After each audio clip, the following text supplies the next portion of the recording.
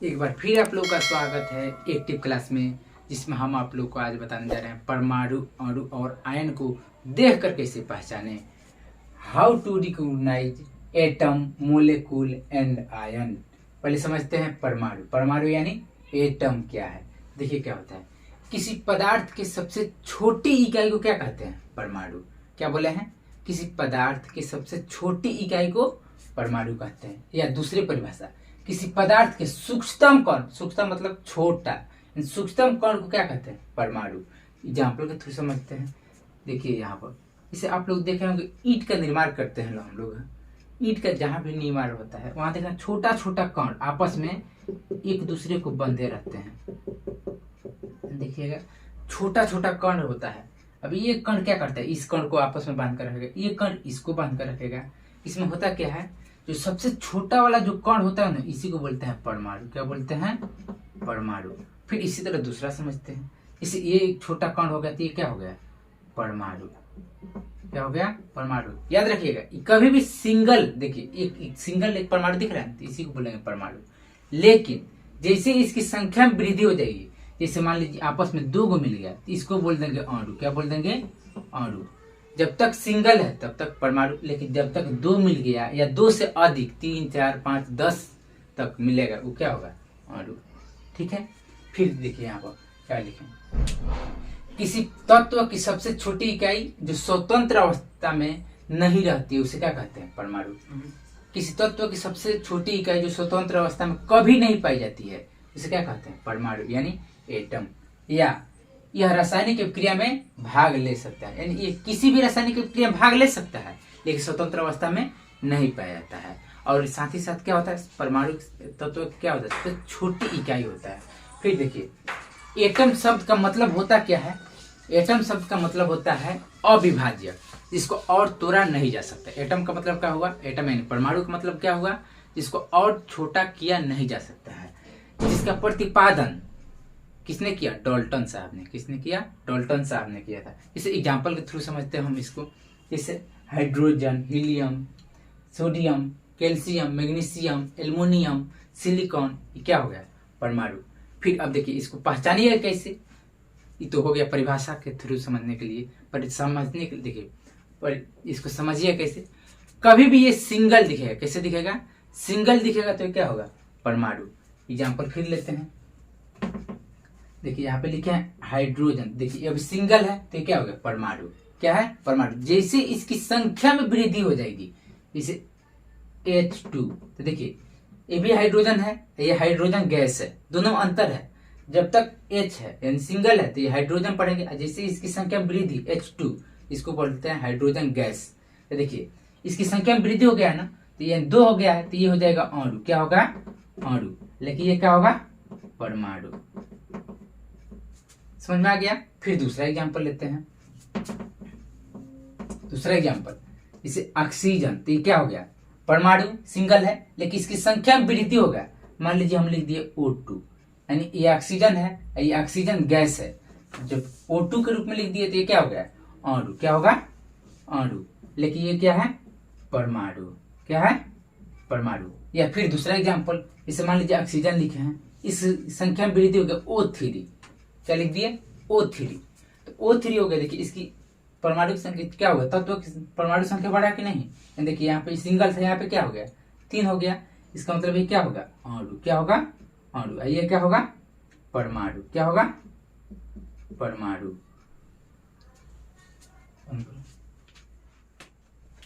देखिए अणु, अणु यानी मोलेकुल। तो इसको पहले समझते हैं। क्या होता है? जब अनेक परमाणु आपस में मिलते हैं तो क्या चीज का निर्माण होता है? अणु का। क्या बोले हैं? जब अनेक परमाणु आपस में मिलते हैं तो क्या चीज का निर्माण होता है? अणु का। जैसे एग्जाम्पल के थ्रू समझते हैं। अभी देखिए यहाँ पर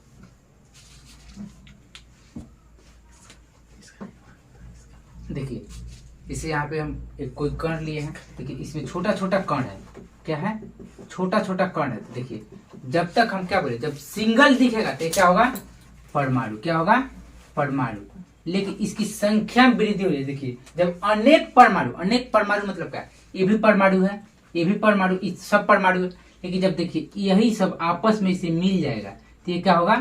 अणु, क्या होगा अणु।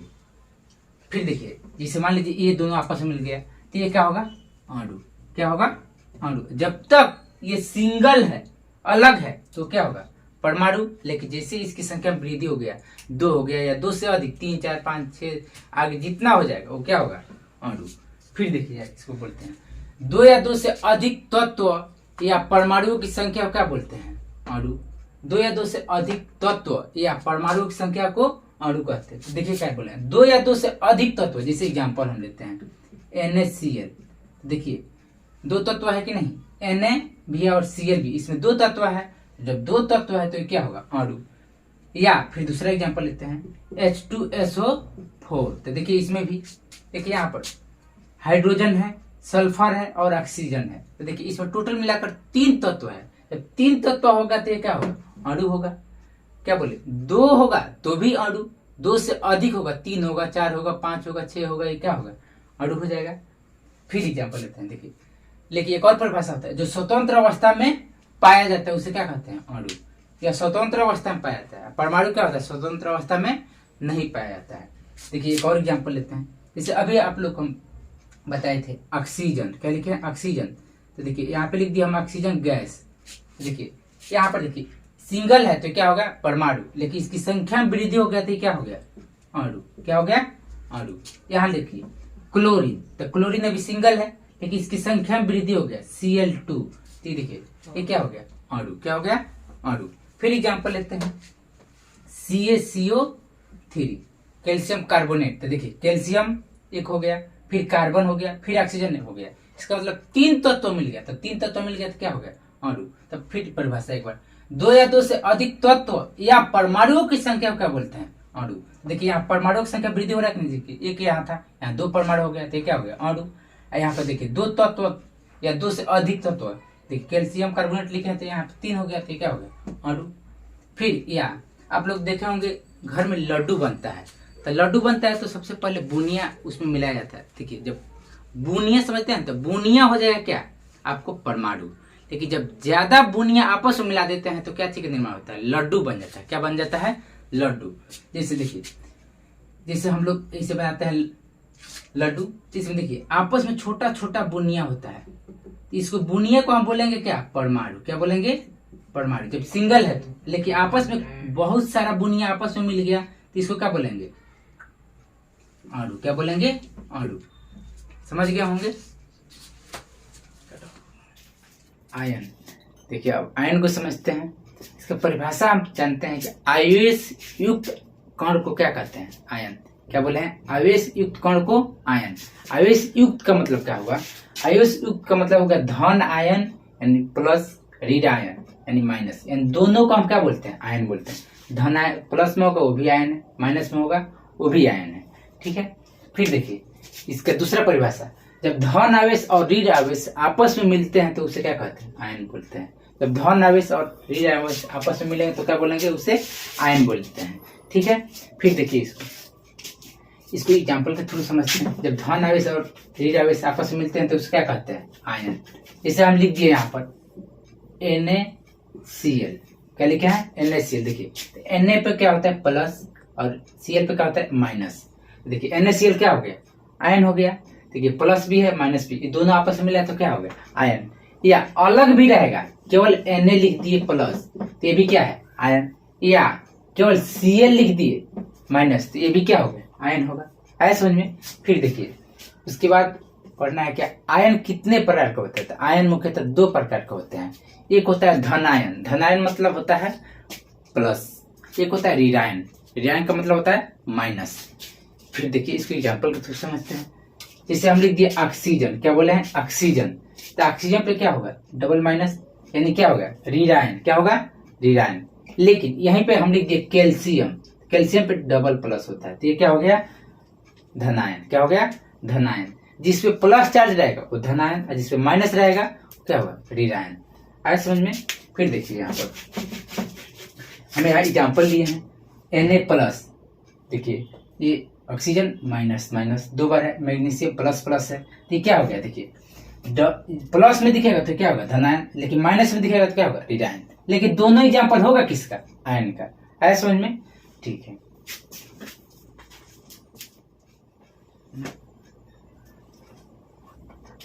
एक बार इसको रिकॉल करते हैं, परमाणु, अणु और आयन को एक बार फिर समझते हैं। देखिए एक तरफ लिखे हैं परमाणु, अणु और आयन। तो देखिए परमाणु की परिभाषा क्या बताए थे, पदार्थ के सबसे सूक्ष्मतम कण को क्या कहते हैं, परमाणु। एग्जाम्पल के थ्रू समझते हैं। इसे लिख दिया हाइड्रोजन, तो क्या हो गया, परमाणु। जब तक ये सिंगल रहेगा तो क्या होगा, परमाणु। जैसे इसकी संख्या में वृद्धि तो अणु, क्या हो गया, अणु। लेकिन इस पे जब प्लस या माइनस का चिन्ह लग जाएगा तो क्या हो जाएगा, आयन। देखिए जैसे यहाँ पे लिखे हाइड्रोजन, तो क्या हो गया, परमाणु। दूसरा एग्जाम्पल लेते हैं, इसे ऑक्सीजन, क्या लिया है, ऑक्सीजन, तो क्या हो गया, परमाणु। लेकिन इसकी संख्या में वृद्धि हो गया, ऑक्सीजन गैस लिख दिए, O2, तो क्या हो गया, अणु। जब इसी पे प्लस या माइनस का चिन्ह लग जाए, जैसे ऑक्सीजन, देखिए इस पे डबल माइनस होता है, तो क्या हो गया, आयन। आया समझ में। फिर दूसरा एग्जांपल लेते हैं, जैसे हाइड्रोजन, तो हाइड्रोजन देखिए इस पे प्लस, हाइड्रोजन तो क्या हो गया, परमाणु। इसकी संख्या में वृद्धि H2, तो क्या हो गया, अणु। लेकिन इस पे जब प्लस या माइनस का चिन्ह लग जाए तो क्या होगा, आयन। देखिए H प्लस, तो क्या हो गया, आयन। फिर दूसरा एग्जांपल लेते हैं, इसे यहाँ पे लिख दिए हम कैल्शियम, क्या लिखे हैं, कैल्शियम। तो कैल्शियम क्या होगा, परमाणु। ये सिंगल है, लेकिन जैसे हम क्या बोले हैं, जब दो या दो से अधिक तत्व या परमाणु आपस में मिलते हैं, तत्व भी मिलेगा या परमाणु भी मिलेगा तो क्या होगा, अणु। इसे लिख दिया हम यहाँ पर NaCl, क्या लिखे हैं, NaCl। अब देखिए यहाँ पर सोडियम भी मिला है और क्लोरीन भी मिला है, इन दो तत्व मिल गए थे, क्या हो गया, अणु। क्या हो गया, अणु।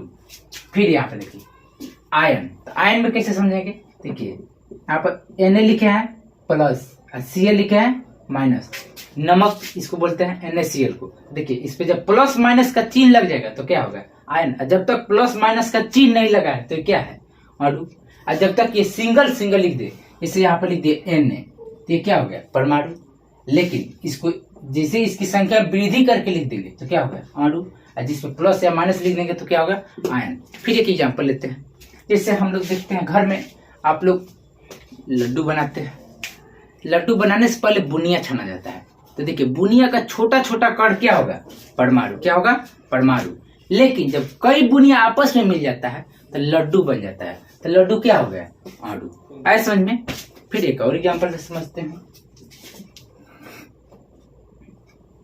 नाइट्रोजन। तो नाइट्रोजन क्या हो गया, परमाणु। ये सिंगल है लेकिन इसकी संख्या वृद्धि कर दिए, N2, क्या हो गया, N2, तो क्या हो गया, अणु। या दूसरा एग्जाम्पल देखिए यहाँ पर N2 क्या हो गया, अणु। फिर लेकिन इस पे हम इस जो ही प्लस या माइनस का चिन्ह लगा देंगे तो क्या हो जाएगा, आयन। जैसे यहाँ पर हो गया आपका 3 माइनस, तो क्या हो गया, आयन। आया समझ में। फिर देखिए यहाँ पर